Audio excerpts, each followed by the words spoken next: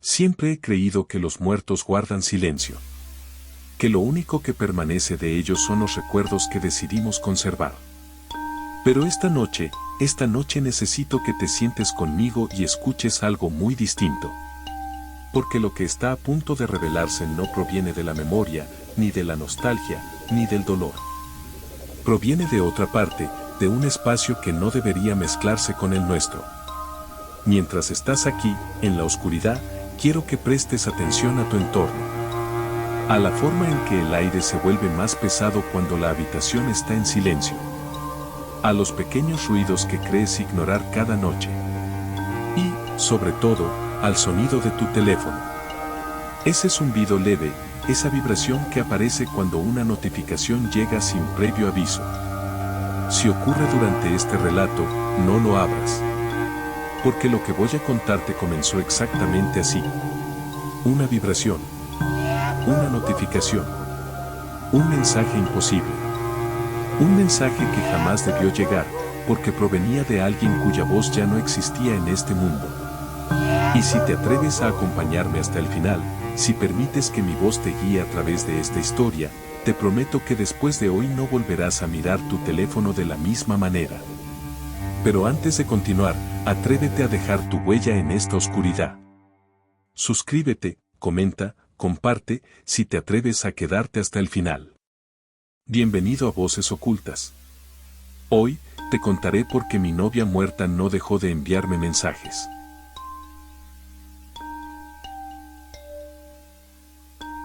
Todo empezó 3 meses después del accidente que le quitó la vida a Laura. 3 meses desde que identifiqué su cuerpo y entregué su teléfono destrozado a la policía. La carcasa estaba partida, la pantalla hecha añicos, las entrañas del dispositivo expuestas y chamuscadas. Era imposible que volviera a encender. Era imposible que volviera a emitir señal. Y sin embargo, una noche, a las 3:21 de la madrugada, mi teléfono vibró. En la pantalla apareció una notificación proveniente del número de Laura, un número que yo mismo había marcado como inactivo.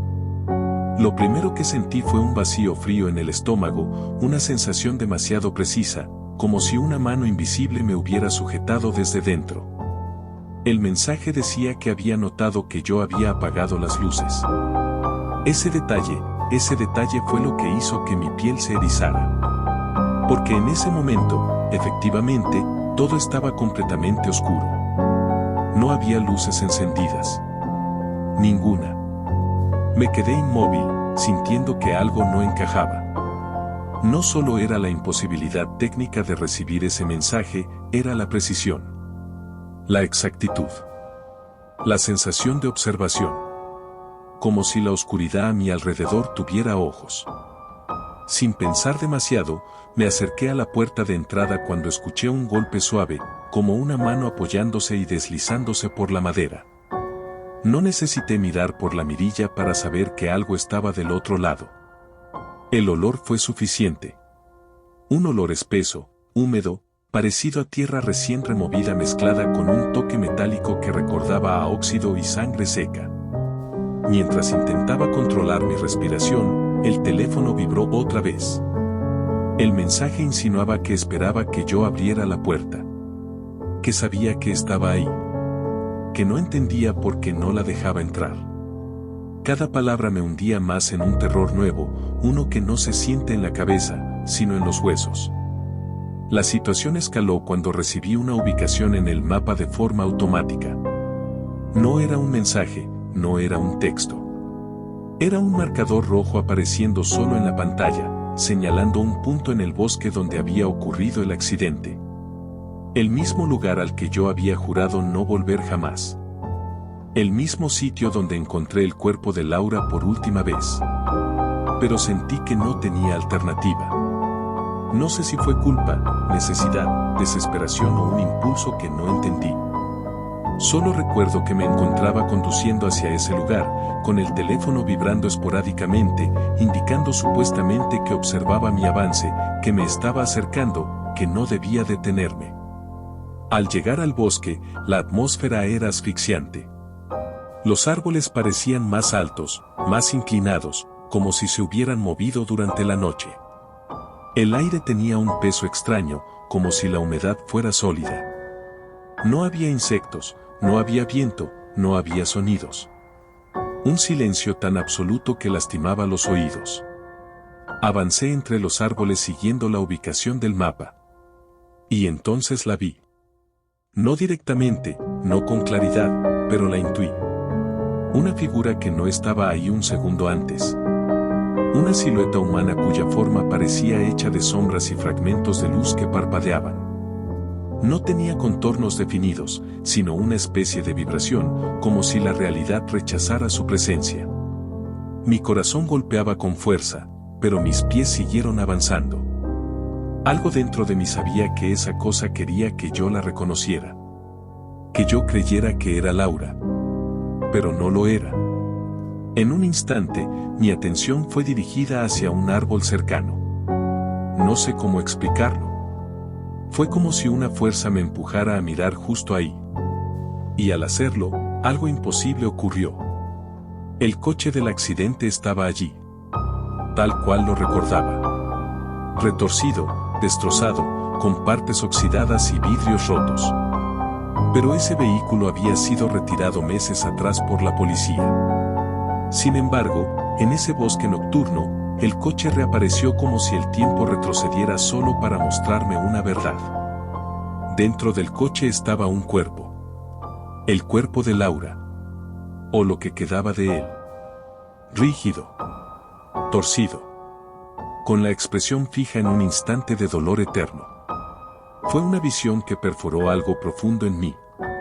Porque ese momento, ese último instante suyo, estaba atrapado ahí, repitiéndose. Y entonces lo entendí. Comprendí que la figura que intentaba acercarse no era Laura.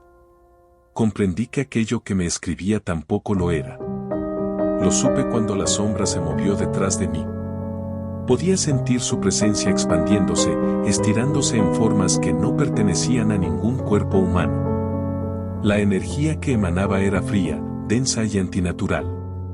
Tenía la sensación de que se sostenía de mí, de mi dolor, de mi recuerdo, como si necesitara esa conexión para traspasar la frontera que la separaba de nosotros. Los árboles se estremecieron como si respiraran al unísono. La figura creció en tamaño, en densidad, como si absorbiera la oscuridad circundante.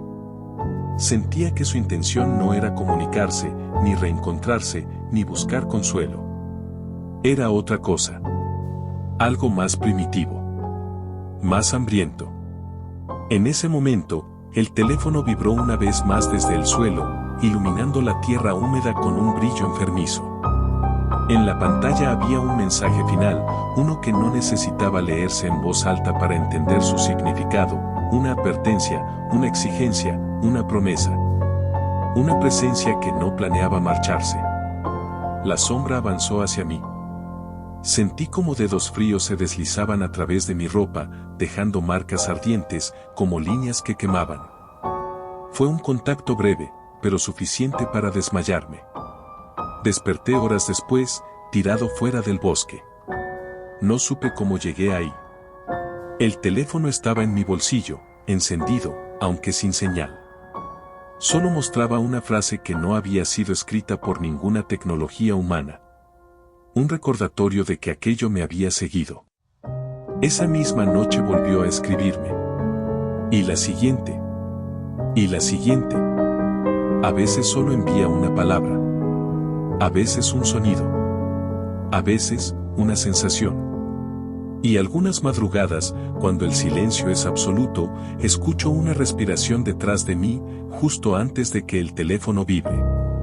Lo más terrorífico de todo es que ya no estoy seguro de que quiera que la vean como Laura. Creo que esa cosa está aprendiendo. Está imitando. Está intentando cruzar completamente. Y cada mensaje la acerca un poco más.